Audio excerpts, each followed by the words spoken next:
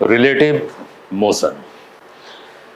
Relative motion mechanics का एक बहुत ही स्ट्रांग टूल माना जाता है। इसे टूल मैंने क्यों बोला? इसलिए बोला क्योंकि इस कॉन्सेप्ट को अगर आप सीख लेते हैं तो इसके ज़रिए मैकेनिक्स की बहुत सारी प्रॉब्लम्स को बहुत आसान बना सकते हैं आप। लेकिन इस बात को जानने से पहले हमें ये जानना पड़ेगा कि रिलेटिव मोशन बेसिकली होता क्या है। अब जैसा लिखा हुआ है रिलेटिव मोशन, इसका मतलब है कि आप ऑब्जर्वेशंस किसी मोशन का किसी के रिलेटिव ले रहे हैं। जैसे मान लें, एग्जाम्पल मैं आपको देता हूँ, एक बहुत ही इंटरेस्टिंग एग्जाम्पल है। और जैसे एक बारिश का एग्जाम्पल मैं देता हूँ, सबसे अच्छा एग्जाम्पल बारिश का। अब देखिए,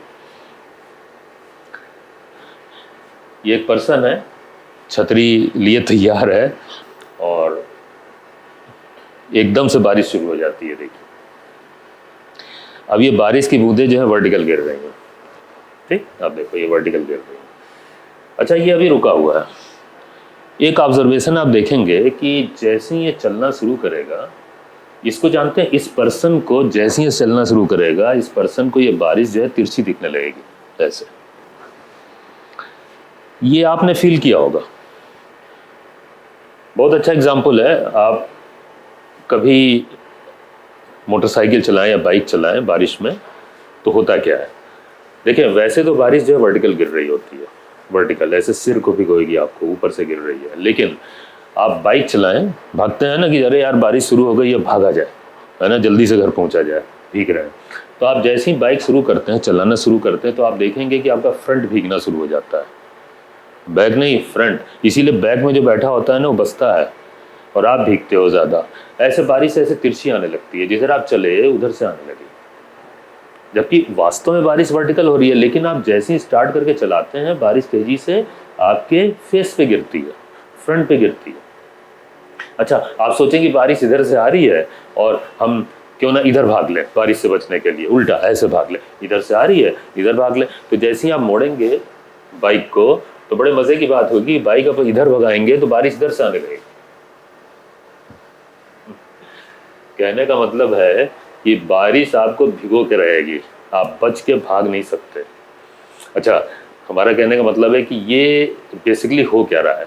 अब बारिश वर्टिकल गिर रही है या इधर से गिर रही है या इधर से गिर रही है, समझ में नहीं आ रहा है। बेसिकली हुआ क्या, बारिश तो वास्तव में वर्टिकल गिर रही है। जानते, ट्रू ऑब्जर्वेशंस तब होते हैं जब आप रुके हुए फ्रेम से देखो। ये फ्रेम, मैंने एक शब्द इस्तेमाल किया है, फ्रेम का मतलब है वो स्पेस या वो प्लेस जहाँ पे आप मौजूद हो, वो आपका फ्रेम है। जहाँ से आप ऑब्जर्वेशन ले रहे हो वो आपका फ्रेम है। अब वो फ्रेम अगर रुका है, यानी कि आप रुके हो, आपकी बाइक रुकी है, बाइक आपकी फ्रेम है, आप रुके हो, तो आपको ट्रू ऑब्जर्वेशंस होंगे।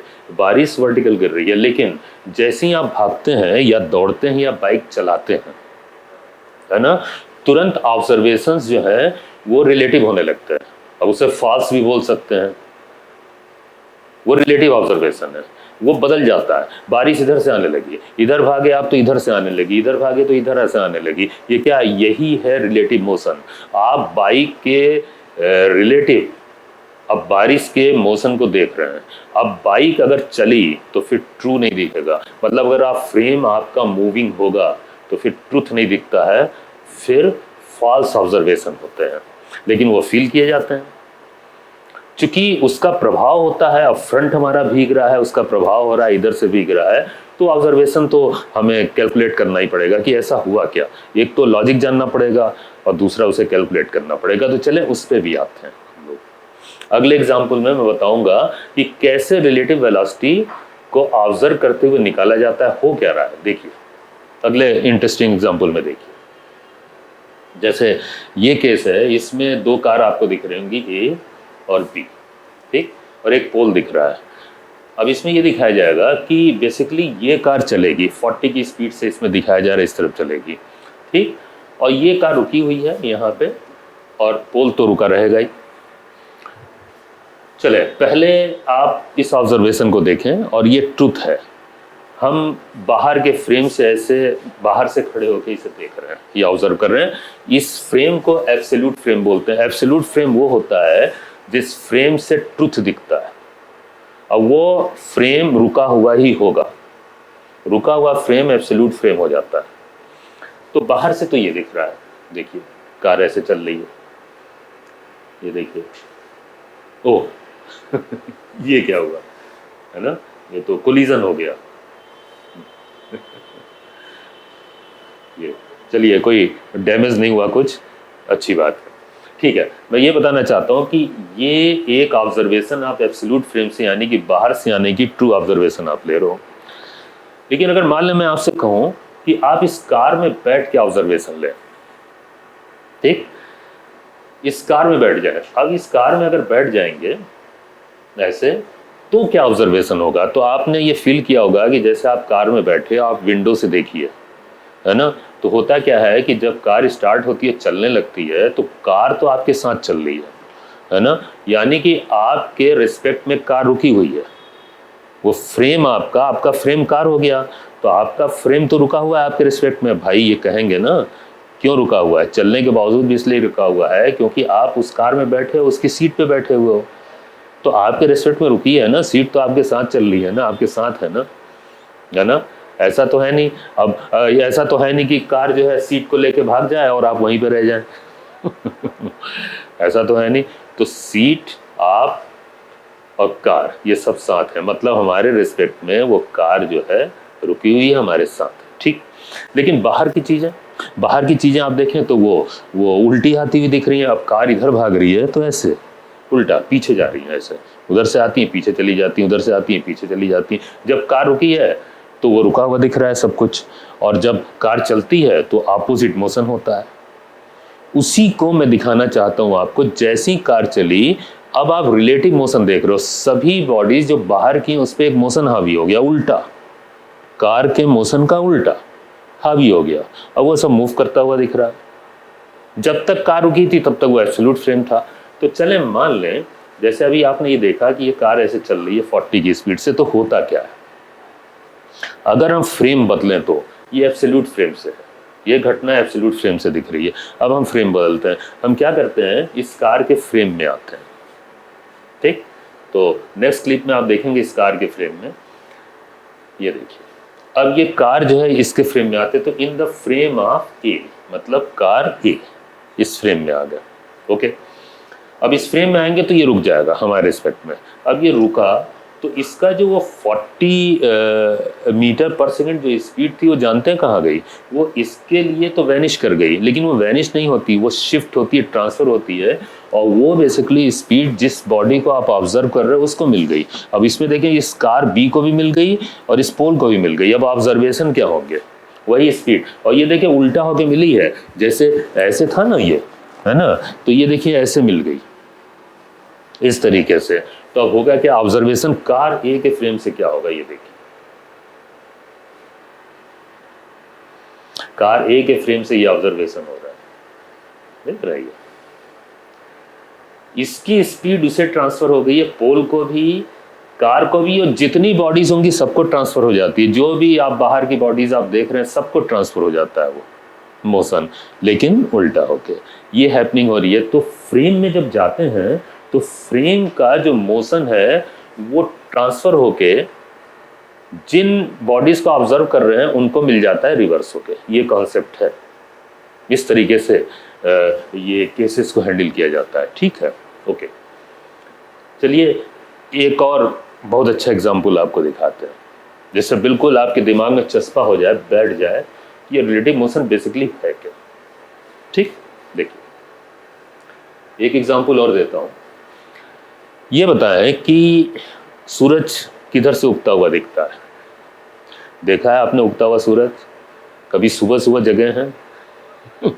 आप तो 10 बजे तक सोते होंगे, ओके। अगर मान लें सुबह जगते हैं तो आपको पता होगा कि सूरज जो है पूरब से उगता है, मतलब ईस्ट से सनराइज होता है ना, विश्वास है ना? तो या किताबों में पढ़ा है ऐसा। तो सूरज जो है पूरब से उगता है और चलता चलता चलता पूरे दिन में, दोपहर में ऊपर दिखेगा और फिर वो शाम को जो है वेस्ट में जाके डूब जाता है, मतलब वेस्ट में पश्चिम में वो डूब जाता है, सनसेट होता है, इधर सनराइज ईस्ट में और वेस्ट में सनसेट। अच्छा, अब बात ये उठती है, क्वेश्चन ये उठता है कि क्या सूरज ये परिक्रमा कर रहा है या ये मोशन कर रहा है? आप खूब अच्छी तरह जानते हो इस बात को, ये पढ़े हो कि सूरज मोशन नहीं करता है। ये मोशन जो हमें दिख रहा है ये बेसिकली कोई और कारण है। क्योंकि पृथ्वी अपने एक्सिस पे घूम रही होती है, इस कारण से ये सूरज जो है घूमता हुआ दिखता है। घूमती पृथ्वी है लेकिन दिख रहा है सूरज घूमता हुआ। अब ये क्या है? ये भी रिलेटिव मोशन है। वास्तविकता क्या है? वास्तविकता देखिए, वास्तविकता ये दिखेगी आपको अगर हम एब्सोल्यूट फ्रेम यानी कि रुके हुए फ्रेम से, यानी कि सन के फ्रेम से देखें। सन का फ्रेम रुका हुआ फ्रेम है, सन का फ्रेम जो है वो रुका हुआ फ्रेम है, ये मानते हुए कि सन रुका हुआ है। ठीक, इस फ्रेम से अगर हम देखेंगे तो हमें ट्रुथ दिखेगा। तो ट्रुथ ये है कि पृथ्वी जो अर्थ है वो अपने एक्सिस पे घूम रही है ना। और किधर से किधर घूम रही है आप देखिएगा जरा, ये देखें, वेस्ट से ईस्ट, पश्चिम से पूरब की तरफ वेस्ट से ईस्ट घूम रही है, ये रोटेशन हो रहा है। ये वास्तविकता है, ये एब्सोल्यूट फ्रेम से देखा जा रहा है, ठीक, ट्रुथ। लेकिन हम लोग कहाँ पे हैं? हम लोग पृथ्वी पे हैं। तो हम लोग मौजूद हैं अर्थ के फ्रेम में। अब होता क्या है, एक ऑब्जर्वेशन तो ये एब्सोल्यूट फ्रेम से हो गया, लेकिन हम चूंकि अर्थ पे हैं तो हमें तो फ्रेम कौन सा मिलेगा? अर्थ का। और जैसे ही हम अर्थ पे मौजूद होंगे, अर्थ हमारे रिस्पेक्ट में क्या होगी? रुक जाएगी। हमारा फ्रेम हमारे रिस्पेक्ट में रुका होगा, तो ऑब्जर्वेशन कैसे होंगे? तो आप खुद सोचो कि ये जो मोशन है वेस्ट से ईस्ट, यही मोशन ट्रांसफर हो जाएगा सन को। जैसे अभी अभी आपने देखा था कि जो कार ए थी, जब आप उसके फ्रेम में गए तो उसका मोशन दूसरी बॉडीज को उल्टा होकर ट्रांसफर हुआ। ऐसे ही इसमें ये रोटेशन वेस्ट से ईस्ट है, तो जानते हैं यही रोटेशन सन को ट्रांसफर हो जाएगा ईस्ट से वेस्ट। तो सन कैसे घूमता हुआ दिखेगा? देखिए, अब पृथ्वी के फ्रेम में आते हैं तो दूर वो सन जो है, अब छोटा दिखाया जा रहा है, दूर हो गया ना सन में से, तो वो सन यहाँ पे मौजूद है। और ये चलता हुआ कैसे दिखेगा? इस फ्रेम से पृथ्वी तो रुक गई, लेकिन अब सन जो है इसी का मोशन सन पे हावी होगा, तो सन ऐसे घूमता, देखिए ईस्ट से वेस्ट की तरफ, ये देखिए, अब देख रहे हैं ऐसे ईस्ट से वेस्ट की तरफ। ये एक और इंटरेस्टिंग एग्जांपल हुआ। एक एग्जांपल और दिखाते हैं, वो थोड़ा सा टेक्निकल है और देखिए अच्छा लगेगा आपको, समझ में आएगी बात। देखिए यहाँ पे मैं सन, अर्थ और अर्थ का सैटेलाइट, नेचुरल सैटेलाइट मून, सबको दिखा रहा हूँ। क्या आपने कभी सोचा है कि मून का जो मोशन होता है वो कैसा होता है? आपको मालूम है कि मून जो है वो अर्थ का सैटेलाइट है, और सैटेलाइट का जो मोशन होता है वो ऑर्बिटल मोशन, सर्कुलर मोशन ऐसे होता है, ऐसे हो या ऐसे, ठीक है, सर्कुलर मोशन होता है सैटेलाइट का। अब ये अर्थ के चारों तरफ सर्कुलर मोशन कर रहा है, तो आप कहोगे कि भाई सर्कुलर मोशन है, इसका जो टाइम पीरियड होता है सर्कुलर मोशन का 27 डेज, ल्यूनर मंथ बोलते हैं ना, 27 डेज के बराबर होता है। 27 दिन में ये ऐसे घूम जाता है, एक चक्कर सर्कुलर मोशन होता है। हमने आपसे ये पूछा है कि बताएं मून का पाथ क्या है, मून कैसे घूम रहा है? तो सत्यता जानते हैं, इतना आसान मोशन नहीं है मून का जो सर्कुलर बता दिया गया। असल में वो जानते हैं कहाँ से बताया जाए, अर्थ के फ्रेम से। लेकिन वास्तविकता क्या है देखिए, असल में मून तो अर्थ के चारों तरफ घूम रहा है, ठीक, लेकिन अर्थ भी तो चल रही है। स्पेस से आप देखेंगे तो ये अर्थ जो है इस सन की परिक्रमा कर रही है और इलिप्टिकल ऑर्बिट में। अब अर्थ सन की परिक्रमा कर रही है इलिप्टिकल ऑर्बिट में, और अर्थ का मून जो है सर्कुलर ऑर्बिट में परिक्रमा कर रहा है। तो इसका मतलब मून के पास तो दो मोशन हो गए ना, एक तो सर्कुलर भी हो गया अर्थ के चारों तरफ, और एक अर्थ के कारण एलिप्टिकल भी हो गया। अब देखिए मोशन कैसा होगा, ध्यान से देखिएगा, ये देखिए मून का, आप देख रहे हैं मून जो है घूम रहा है अर्थ के चारों तरफ, लेकिन अर्थ के साथ साथ उसे सन की परिक्रमा भी करनी पड़ रही। अब देखिए कितना कॉम्प्लिकेटेड मोशन है, देखिए ध्यान से, देख रहे हैं आप। अब ये जो कॉम्प्लिकेशन है इसका सॉल्यूशन तो निकालना पड़ेगा ना। अब मोशन कैसा होगा, कैसे हम सॉल्व करें मून के मोशन को, तो उसको भी देखते हैं। लेकिन फिलहाल ये मोशन देखा जाए तो ये सर्कुलर मोशन कर रहा है मून जो है, और सर्किल करता हुआ ये इलिप्टिकल पाथ में घूम रहा है। तो अगर इसे ट्रेस किया जाए इसके पाथ को, तो पाथ बड़ा कॉम्प्लिकेटेड दिखेगा, कुछ ऐसा। ये देखिए, ये तो पाथ है अर्थ का इलिप्टिकल, लेकिन मून का पाथ, ये अर्थ का पाथ दिखाया जा रहा है, लेकिन मून का पाथ कुछ ऐसा होगा, देखिएगा। ओ ना मुश्किल बात है। देखिए कि सर्कुलर मोशन कर रहा है, साथ साथ ये सर्किल में घूमता हुआ भी जा रहा है ऐसे। अब ये देखिए कितना कॉम्प्लिकेटेड मोशन है ना। तो इस टाइप के मोशन को सॉल्व कैसे किया जाए, फिजिक्स में ये सब आती है कि बताएं ये कैसे सॉल्व किया जाए। अब होता क्या है कि यहाँ वास्तविकता ये है, ट्रुथ ये है, ये मोशन कॉम्प्लिकेटेड इसलिए दिख रहा है क्योंकि मून के ऊपर एक नहीं दो मोशन सुपर इम्पोज किए गए। सुपर पोजिशन इस पे दो मोशन का है, एक तो सर्कुलर, ठीक, अर्थ के चारों तरफ, और एक अर्थ के कारण इलिप्टिकल।